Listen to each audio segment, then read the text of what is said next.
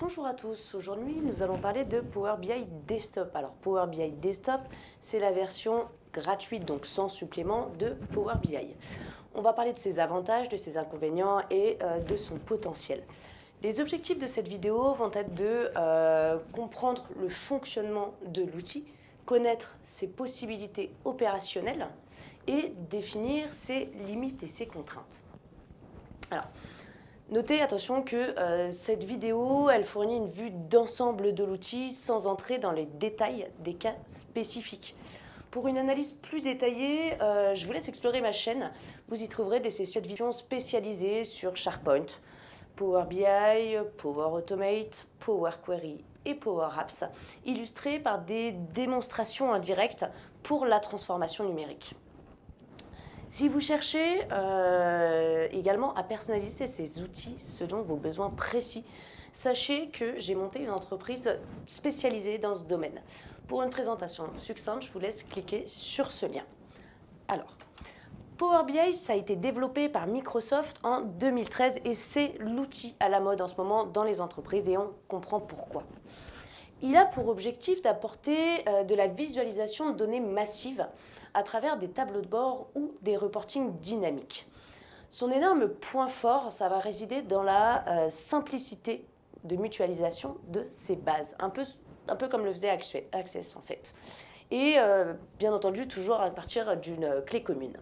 Avec cet outil, en fait, il est donc possible de créer tout un réseau de connexions, comme le démontre la capture ci-contre. Concernant son utilisation, je la scindrai en fait en deux parties. Dans un premier temps, la partie reporting pour avoir des données combinées sous forme de tableaux. Cette fonctionnalité, elle va être utile pour rendre compte facilement, par exemple, de données concernant des demandes d'achat. En fait, où vous allez pouvoir filtrer vos types d'achats ou vos mois, ou même les deux, et de faire apparaître le nom du demandeur venant d'une base, le type d'achat effectué, l'entité venant d'une autre base, etc. En fait, il agit concrètement comme un tableau croisé dynamique avec des segments mais multibases. À noter cependant qu'il n'y a pas la fonction de double-clic, mais vous aurez la possibilité de créer en fait un nouveau tableau sur un nouvel onglet à côté et de mutualiser vos segments pour avoir une vue en détail en fait. En second lieu, il va vous offrir la possibilité de créer des tableaux de bord. C'est-à-dire, traitement fini les widgets et les graphiques Excel. Il les remplacera en fait avec bien plus de choix. On retrouvera des barres, mais aussi des jauges, des cartes, etc.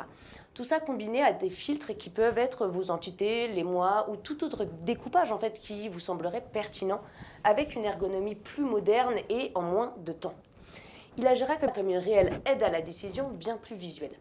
La carte est réellement intéressante pour les entreprises ayant des entités nationales ou internationales, car en fait, elle va vous permettre, par exemple, à partir d'un tableau de bord, de regrouper par ville ou par pays, vos nombres d'effectifs, vos surfaces, vos frais liés à l'immobilier, aux achats, votre chiffre d'affaires, etc.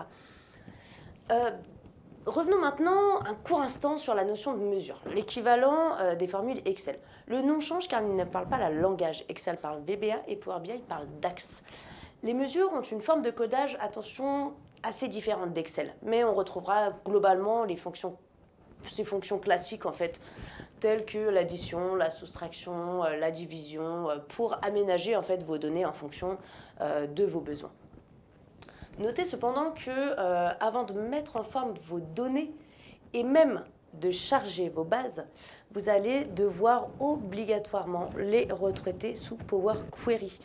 Pour comprendre son fonctionnement et son intérêt, je vous invite à cliquer sur le lien ci-dessous, qui est le lien en fait de la vidéo que j'ai faite concernant Power Query.